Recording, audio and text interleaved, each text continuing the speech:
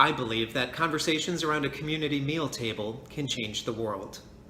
When a group of Chicagoans began asking how they could help the city's most vulnerable, they invited a bunch of people to come have lunch.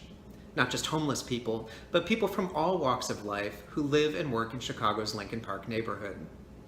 From social workers, we learned that the three leading causes of homelessness are lack of affordable housing, poor access to job skills and education, and difficulty achieving sober mental and physical welfare.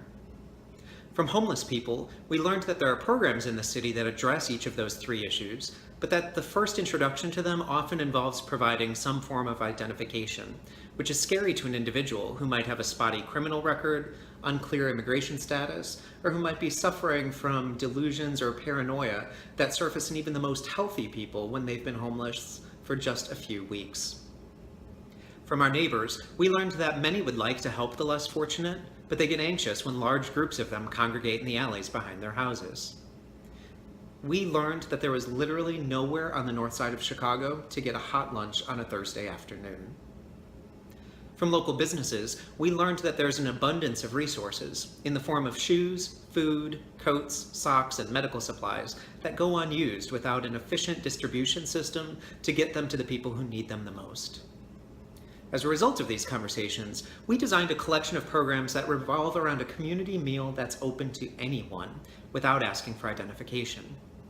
Chicago's most vulnerable are invited into the community and break bread together with people who happen to work in the areas of affordable housing, sober living, mental and physical welfare, or job skills and education.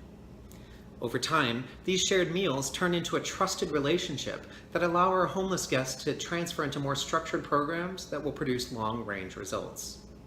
We've developed a community code of conduct, which governs interactions in the blocks around the building where our meals are served, and community members walk the neighborhood before, during, and after meal service to serve as an ambassador to any passerby who might feel uncomfortable with something they see or hear.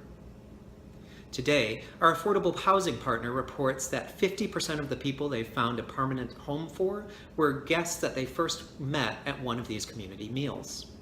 Our job skills and education partner reports that graduates of their program earn an average wage of $12.34 an hour for 38 hours of work a week.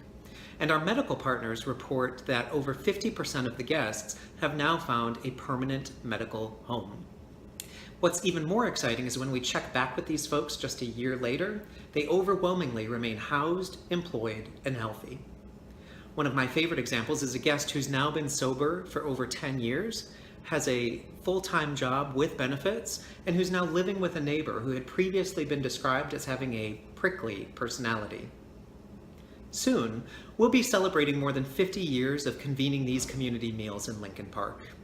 But when I think about what's been achieved, I don't tend to measure success by the thousands of hot meals that have been served. Instead, I'm amazed by the relationships that have been established between all members of our community. Wealthy homeowners, homeless individuals, restaurateurs, grocers, business people, doctors, nurses, students, and just plain folks. Because it's these relationships that have built the connections that create sustainable, long-lasting change to the lives of Chicago's most vulnerable and help us to solve the problems of an increasingly broken world.